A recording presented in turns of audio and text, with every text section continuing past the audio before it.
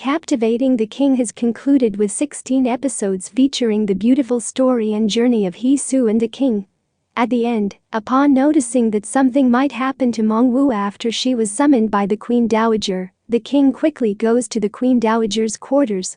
There, the King asks the Queen Dowager, who has already discovered that Mong-woo is a woman, to release her.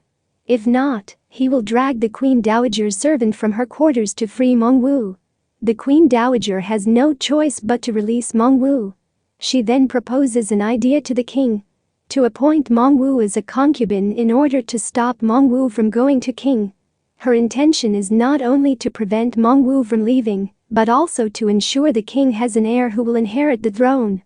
However, the King is firm in his decision not to appoint Mong-woo as his concubine or to let her go. As for an heir, he already has the Crown Prince, who will inherit the throne. The Queen Dowager opposes the King's idea, stating that the Crown Prince is the late King's son. The King has his own way of dealing with the Queen Dowager and warns his mother never to summon Mong-woo again, as Mong-woo should only answer to his call. Since the King didn't listen to any of her words, the Queen Dowager decided to stay at the temporary palace for months, insisting that the King himself come to her, and she will consider the matter of her return. Meanwhile, the King is worried that Mong-woo might be upset since he mentioned that he won't appoint Mong-woo as his concubine. However, Mong-woo is fine with it, as she would be more upset if the King asked her to abandon her current post to become a concubine. The King shares that he was almost swayed by his mother's idea, as he also wanted Mong-woo to only see and think of him. Since Mong-woo knows that the King doesn't want to send her to King, she asks Kim Jeonam to advise the King to send Mong-woo and to select a new queen. This is to make the people fully trust and follow him as a king. With the King punishing the principal director, he has gained improved public sentiment, and Prince Rui began to fear him because there is nothing stronger than a monarch who has won the people's hearts. However, the King still doesn't want to send Mong-woo to King until Mong-woo persuades him. She tells him that she wants to help the King and the nation by going, because she can find out the King's situation, as they offered peace by requesting the King to send Mong-woo instead of invading their troops after the King punished the principal director. Mong-woo continued to persuade the King by telling him that she wanted to meet her father there. Even though he knew that he had failed to protect Mong-woo again, he unwillingly approved of Mong-woo's departure.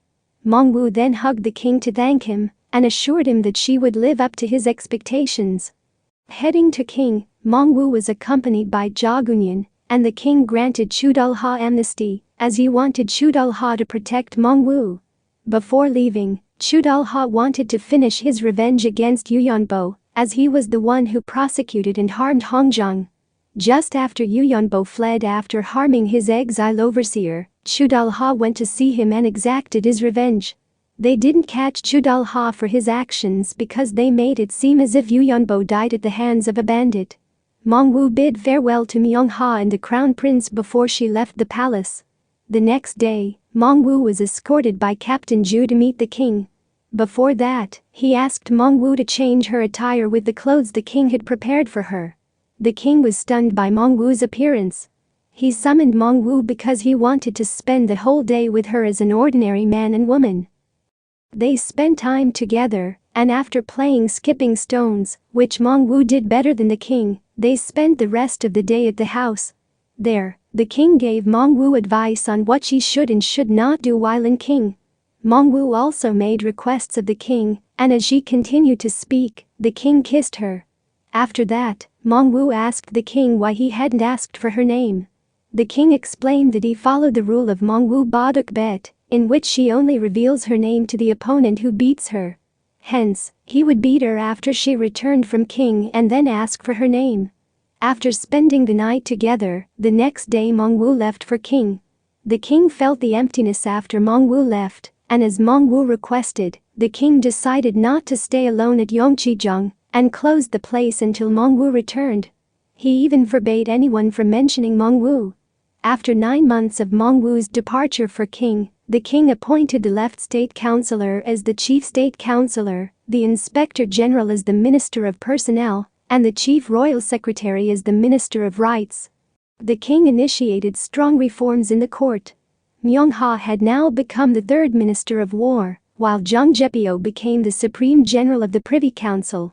He kept trying to appeal to the King Emperor after his reliable patron, Prince Rui, had died. On the way to welcome the King envoy, Myung-ha, who accompanies Jung Jae-pyo, recognizes Mong-woo. Afterward, Myung-ha comes to find Mong-woo at her house, and they finally meet again. Mong-woo decides to return to Joseon to see the princess and Boon-young safely return to their respective posts, and after that, she plans to leave again.